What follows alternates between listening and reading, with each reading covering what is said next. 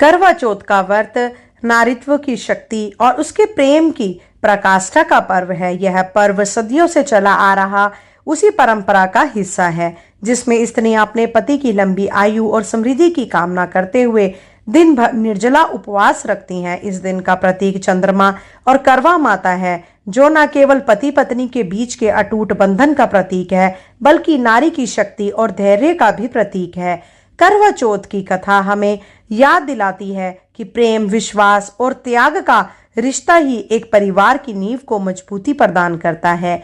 इस दिन का महत्व केवल उपवास तक सीमित नहीं बल्कि यह आत्मीयता और स्नेह के रिश्ते को पुनः जीवंत करने का दिन है। करवा चौथ की यह कथा हमें बताती है कि सच्चा प्रेम केवल देह से नहीं बल्कि आत्मा से होता है, जहाँ कोई शर्तें नहीं होती, केवल समर्पण और विश्वास होता है। चंद्रमा के उदय के साथ जब वृत नारी स्त्री अपनी पूजा संपन्न करती हैं तो उसके आदित्य शांति और प्रसन्नता दिखाई देती है।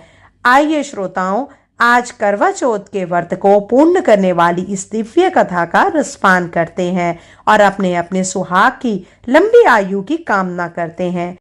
करवा चौथ का व्रत महान प्रेम का अटूट बंधन, सजनी करती है पूजा, आज हो दीर्घ सज्जन का जीवन। इसी शुभकामनाओं के साथ आप सभी माताओं बहनों को करवा चौथ की ढेर सारी शुभकामनाएं। आज की इस कथा को सुनकर वीडियो को लाइक और कमेंट बॉक्स में अपने पति की दीर्घायु के लिए करवा माता की जय जरूर लिखिए। करवा चौथ व्रत की पहली पौराणिक कथा के अनुसार करवा देवी अपने पति के साथ तुंगभद्रा नदी के पास रहती थी।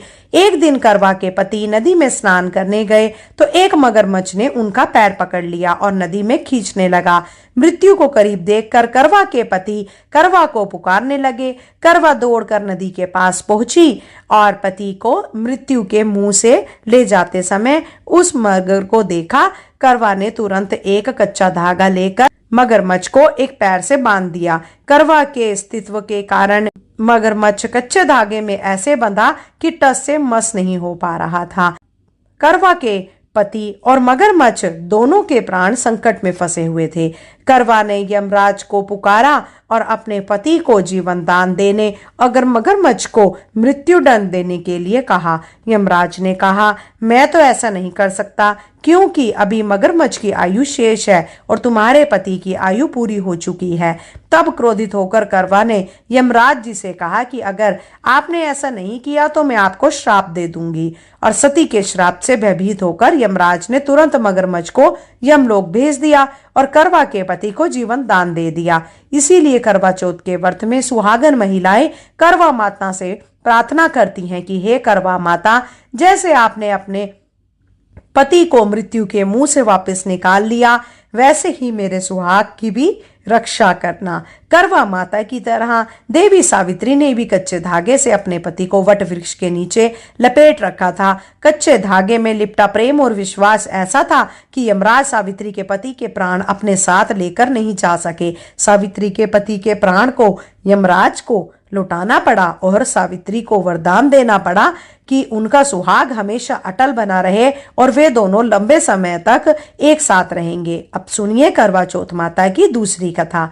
एक ब्राह्मण के 7 पुत्र थे और वीरावती नाम की एक पुत्री थी। 7 भाइयों की अकेली बहन होने के कारण वीरावती सभी भाइयों की लाडली थी और सभी भाई उसे अपनी जान से बढ़कर प्रेम करते थे। कुछ समय बाद वीरावती का विवाह किसी ब्राह्मण युवक से हो गया। विवाह के बाद वीरावती मायके आई और फिर उसने अपनी भाभियों के साथ करवा चौथ का व्रत रखा। लेकिन शाम होते होते वह भूख से व्याकुल हो उठी। सभी भाई खाना खाने बैठे और अपनी बहन से भी खाना खाने का आग्रह करने लगे, लेकिन बहन ने बताया कि उसका आज करवा चौथ का निर्जल व्रत है और वह खाना सिर्फ चंद्रमा को देखकर उसे अर्घ देकर ही खा सकती है। लेकिन चंद्रमा अभी तक निकला ही नहीं, इसीलिए वह भूख प्यास से व्याकुल हो उठी है। वीरावती की ऐसी हालत देख उसके भाइयों से देखी नहीं गई और फिर एक भाई ने पीपल के पेड़ पर एक दीपक जलाकर छलनी की ओट में रख दिया। दूर से देखने पर वह ऐसा लग रहा था मानो चांद निकल आया हो। फिर एक भाई ने आकर वीरावती से कहा, बहन, चांद निकल आया है, तुम चांद को अर्घ देने के बाद भोजन कर सकती हो। बहन खुशी के मारे सीढ़ियों पर चढ़कर चांद को देखने लगी और चांद को अर्घ देकर भोजन करने बैठ गई। उसने जैसे ही पहला टुकड़ा मुंह में डाला तो उसे छींक आ गई। दूसरा टुकड़ा मुंह में डाला तो उसमें बाल निकल आया। उसके बाद जैसे ही उसने तीसरा टुकड़ा मुंह में डालने की कोशिश की, तभी उसे ससुराल से समाचार मिला कि उसके पति का स्वास्थ्य बहुत खराब है। वह शीघ्र ही अपने पति को देखने ससुराल पहुंच गई। इसके बाद उसकी भाभी ने सच्चाई बतलाई कि उसके साथ ऐसा इसलिए हुआ क्योंकि उसने करवा चौथ का व्रत बिना चंद्रदेव की पूजा के ही तोड़ दिया था।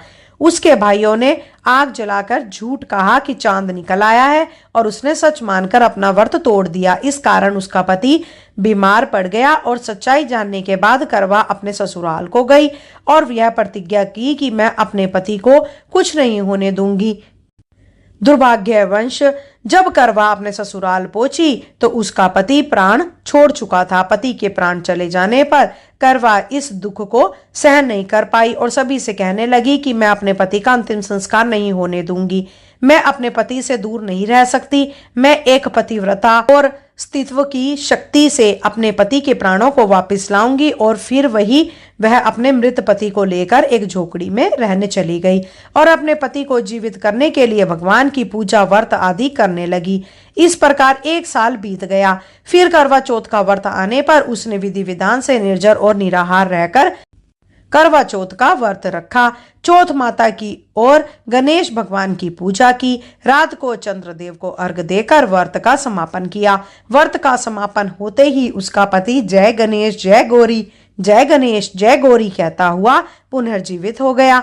इस प्रकार करवा चौथ व्रत के पुण्य प्रभाव से वीरावती का पति उसे वापस मिल गया और तब वीरावती ने चौथ माता से प्रार्थना करी कि हे माँ, जिस प्रकार आज आपने इस वीरावती को सुहागन बनाया और चिर सुहागन का आशीर्वाद दिया, ठीक उसी प्रकार हे माता, हे गणपति भगवान, सभी स्त्रियों को सुहागन रहने का आशीर्वाद देना। प्रेम से बोलिए करवा माता की जय। अब जानिए करवा चौथ की पूजा विधि के बारे में। करवा चौथ के व्रत से 1 दिन पहले सभी सुहागन महिलाओं को श्रृंगार की सभी सामग्री अच्छे से चेक कर लेनी चाहिए ताकि कोई सामग्री खराब ना हो और मेहंदी आदि लगा लेनी चाहिए। इसके बाद करवा चौथ के दिन सुबह ब्रह्म मुहूर्त में उठकर आप सुबह 3 से 5 बजे के बीच में सर्गी ग्रहण कर सकती हैं। यदि आपके यहाँ पर सर्गी ग्रहण करने का रिवाज हो, सर्गी में आप हल्का फुल्का कुछ भी ग्रहण कर सकती हैं। नारियल पानी या फिर दही, जलेबी या नींबू पानी आदि ले सकती हैं। वैसे तो सर्गी में सास के हाथों से खाना, पानी, पीने की चीजें और श्रृंगार की सामग्री दी जाती है। अगर आपके यहाँ ऐसा रिवाज ना हो तो उनके अनुसार आप पालन नहीं भी करें तो आप अपने परिवार के अनुसार उसका पालन करें। सर्गी ग्रहण करने के पश्चात अपने पति के हाथों सर्गी ग्रहण कर सकती हैं। इसके पश्चात आपको श्रृंगार करके सुबह की पूजा करनी चाहिए। सुबह की पूजा आप संकल्प लेकर या करवा माता की कथा के साथ अपने दिन की शुरुआत कर सकती हैं। दिन भर उपवास रखने के बाद शाम को चंद्रोदय होने से पहले स्नान करके आप अच्छे से 16 श्रृंगार करें। एक दुल्हन की तरह सजरे संवरें। एक चौकी पर लाल या पीला वस्त्र बिछाकर उसके चारों ओर सुंदर रंगोली बनाकर फूलों से मंडप सजा सकते हैं।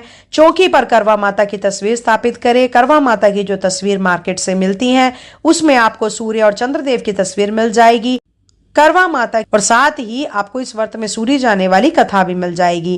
गणेश भगवान की तस्वीर भी उसमें बनी होती है। यदि आप अलग से गणेश भगवान की स्थापना ना करना चाहें तो केवल करवा चौथ की तस्वीर से ही आप अपनी स्थापना करके पूजा का प्रारंभ कर सकते हैं। जल से भरा हुआ एक कलश रखें, करवा रखें, सुहाग की सामग्री जो है वो रखें और करवा माता को अर्पित करने के लिए भोग लगाने के लिए फल मिठाई रखें। धूप दीप जलाकर मंत्रों के जाप के साथ ही आप पूजा शुरू करें। हाथ में गेहूं के दाने लेकर कथा पढ़ें, सुने। इसके बाद ब्याना निकाल कर रखें। सासू माँ को या फिर परिवार की किसी सुहागन महिला को सुहाग की सामग्री के साथ कुछ भेंट, दक्षिणा, वस्त्र आदि दें और उसके पांव छूकर उनका आशीर्वाद प्राप्त करें।